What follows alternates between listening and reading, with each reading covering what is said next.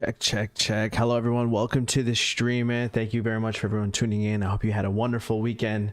Last of Us last night, just, oh my God. If you guys haven't seen it, man, I hope you have. And I hope you'll be getting into the gameplay if you haven't seen any of the gameplay. But welcome to the stream, man. Hope you guys are having a wonderful Monday. Welcome to the Pioneer Podcast. If you have not liked the video yet, please like the video. Guys, today the plan is to just talk about the show, and if there's anyone that has watched it, then we can talk about it. If you haven't seen it, then I'll go into it a little bit, and then whatever other discussions, opinions, or thoughts that you guys want to go over different subjects as well. We got Hogwarts Legacy coming up here soon. Last of Us episode 2 will be next week. We're finishing the part 2 playthrough of the channel. Here on the channel, we are going to be playing actually, I'll keep that a surprise, but we're doing something before Hogwarts Legacy comes, and then the rest of the year we'll be flying, man. We've talked about a lot of games that'll be coming out that have our attention, and this show is definitely going to have our attention for a while. I think the plan is probably to close out January with just Last of Us content, playing the game, watching the show, talking about it, and really breaking down our thoughts and stuff like that. So I figured I would share my opinions of last night's episode, which I loved, man. I was extremely emotional all throughout it. Just so excited, you know, just freaking smile ear to ear at every moment, at every dialogue piece that sounded familiar to me, to frames that looked similar to the game, just getting introduced to all the characters. I mean, at every moment I was pretty geeked. So I will say that last night's episode I was definitely pretty biased, coming from playing the game and having so much passion already for the game. I was definitely already expecting the best, and I was not going to let me down. But even if there was something to say, there really isn't, because I think last night's episode was incredible through and through. Definitely how it started, and getting that interview room and the breakdown of the virus and the prediction of it coming. It was that was a pretty hardcore intro to the show, which definitely left me on the edge of my seat. I thought that was such a great way to start the show, and then get into the credits, which were also amazing. And I heard some people complaining that the opening credits and the way that the graphics kind of rolled out reminded them of Game of Thrones. But I feel like HBO Max, just, they know their brand and they hire similar people to do similar jobs. And, you know, within the same animation, there's still definitely new influences, and the way that the fungi kind of built into little cities and stuff like that was so dope. And showing Joel and Ellie at the end, man. So yeah, from the beginning to the end, I was just hooked. There's so many sequences that we were hoping would happen, and happen the way that they happened in the game. And I feel like for the most part, all like the meaty parts of the game were in the show.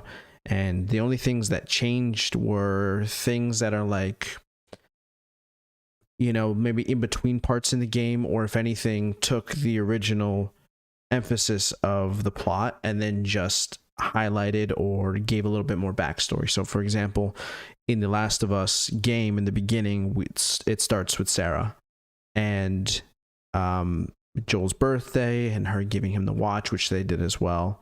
But later that night, when she wakes up in the middle of the night and hears the explosions and stuff like that, and Joel finally comes home downstairs and they kill the neighbor, she had mentioned, oh, I just saw them earlier today, or something like that. And we got to see earlier that day and what Sarah was going through at school and what she noticed with her neighbors. And we actually got to go inside their house, and I think their names were different, and it wasn't mentioned that there was like an older grandmother or anything like that. But I love that they took that opportunity to expand on the intro and give us a little bit more context, because last night's episode was how many minutes? It was 84 minutes, I think. I might be off on that one, but just so much time to go into deep detail about the show, and everything that we were hoping they would expand on. I think they did. You know, even up to Ellie's intro into the game, we had talked about that a ton going into the show. How were they going to introduce Ellie? Were they going to do it the same way that they did in the game, which is the moment that in last night's episode when Ellie jumps out and tries to stab Joel in the hallway. That is how we're introduced to Ellie in the game.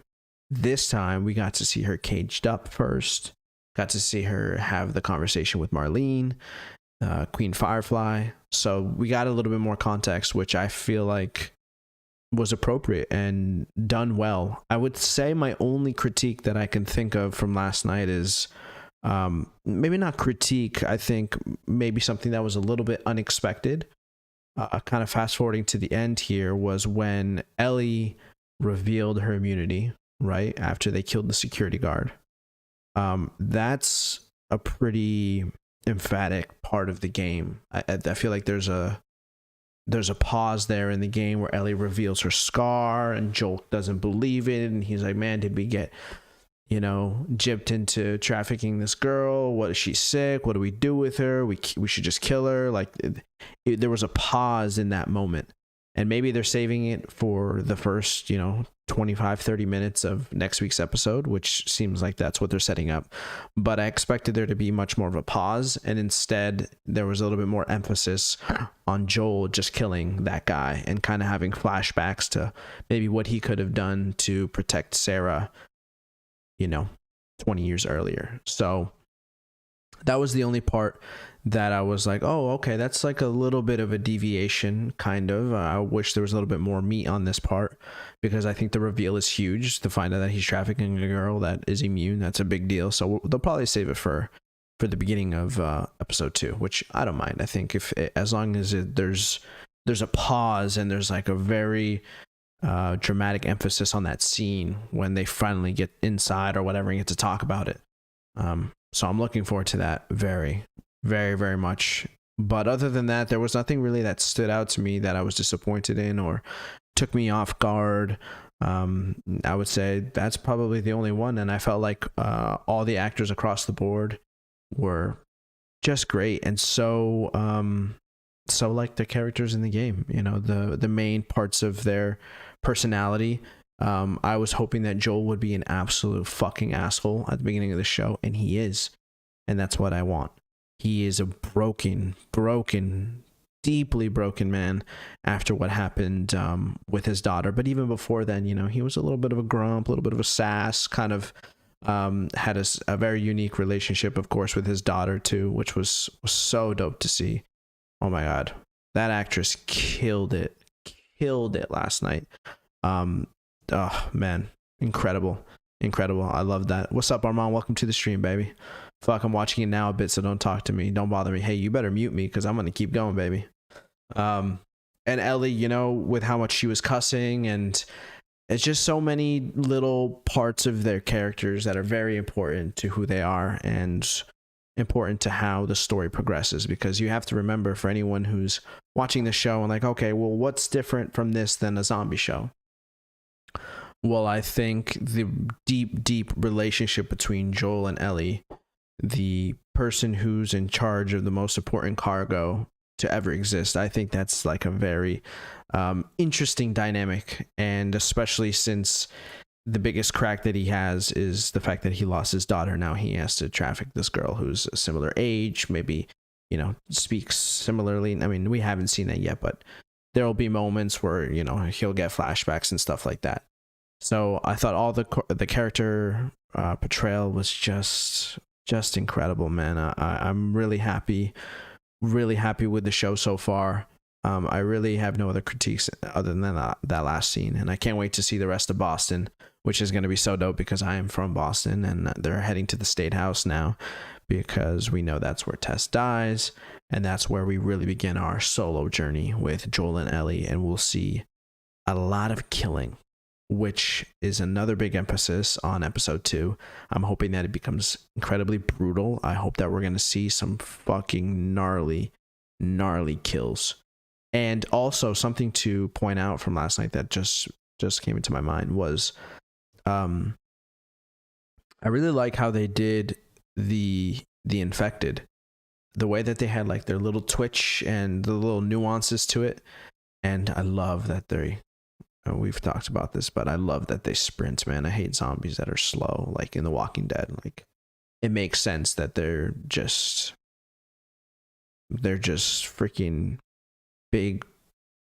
I don't even know how to describe it. They're just a man or a woman with a mind just infected so much that they are just now nothing other than just a biological being that is with arms and legs. Like, it makes perfect sense that they would be that erratic and sprint that fast and just have no sense of, physical condition or processing of, should I do that? It's just pure fucking fury and lust for food and desire to eat and to survive. So fucking dope. And I think it's going to make this show a lot creepier than I anticipated it would be. The Last of Us is a dark show. It has a lot of horror elements, and a lot of creepy parts of the game. But I feel like they're really leaning into it. And I think that's perfect, man. It's perfect. I want them to go darker and more brutal, because the game is fucking brutal, man. And I feel like you can't ignore that. And I don't think they are. The twitch of the old lady at the start. Oh man, when you get to see her a little bit off frame, blurred out in the background of her twitching. Oh my, so dope. All those little nuances in the buildup of Outbreak Day was just excellent. It really added to the suspense. It was like a slowly cooking burn to get to everything that happened. And you can see Sarah all day is like picking up the cues, but similar to, and I thought this was a great point that someone had made that I saw, was, similar to our situation with COVID. At first it was like, how sure are we about this? And everyone's just, like, yeah, everything's going to be back to normal. This isn't as crazy. And then you're ignoring it, and all of a sudden it happens, and then it's over. And it's too late to do anything about it. And I feel like they really portrayed that everyone throughout the day, some people were acting a little strange about it. The woman at the watch shop, she started probably hearing international news and was getting paranoid, kicked Sarah out of the store. And it just keeps slowly cooking all throughout the day, even at the beginning at school with that kid across from her twitching. So she saw the signs, and it's really sad that she died, man, because she was a great character. But we knew it needed to happen because it's exactly what needs to launch this relationship between Joel and Ellie. That dynamic needs to happen because of Sarah's death, which was equally as sad, by the way. Equally as sad. There was a slight dialogue change in the guy that kills Sarah. In the game, he pleads with the man that's giving him orders. So he goes, checking in, we have 2 people here, we have a little girl, and she seems to be hurt. And then obviously the guy gives order for execution, and he's like, but sir, it's a little girl. And then he goes, okay. And then he shoots. Instead, he didn't try to fight the orders. And then right before he goes to kill Joel, and then Tommy, of course, saves him just in time, he says, I'm sorry. So they kind of like swapped the way of the dialogue, which was fine. But I liked in the game the subtle touch of like, it's day 1 and you're ordered to kill a small girl. Like, it kind of makes sense that you would be like, oh shit. But in this one, the guy was just like, all right, boss's orders, dead. I thought that was an interesting change. What's up, Seb? Welcome to the stream, baby. We're talking about The Last of Us today. If you look at the title and the thumbnail, I hope we made that very clear. But we're talking about the show last night and the premiere of this season of Last of Us. And for anyone who's played the games, I don't know how you can watch this and not be thinking about the final episode. I don't know how at every moment you're not going, but just wait till they get to the hospital. Like, that episode is going to be bananas. That's probably the one thing I'm looking forward to the most, is how well they depict that. Because there are, of course, very important character building moments throughout the game and that they'll do in the show, and certain relationships that are tragic and stuff like that. And I have no second guess that they're going to do that well. But for me, It's the ruthlessness of what happens at the hospital at the end of the game. That has to be done right, because that is what leaves you in shock and in awe of the story by the end of it. That needs to be done right. And because it's HBO, I don't think they're going to fuck it up. I think they're going to do great. I just am making it a point that it has to be brutal. Brutal. I was busy editing a bit of Sarah's death in part 1 this morning and realized the soldier not fighting the orders. Yeah. There's a bunch of little things like that. Let me see if I can think of the other ones. There was that small moment. The small moment of when Ellie and Joel first meet, right? Joel walks into a room and Ellie tries to stab him, and she he pushes her, like grabs her arm. And this, in the show, she opens the door and launches herself at him and he throws her. A little bit different, but pretty good. I'm trying to think of like other scenes that had small dialogue changes that were kind of important.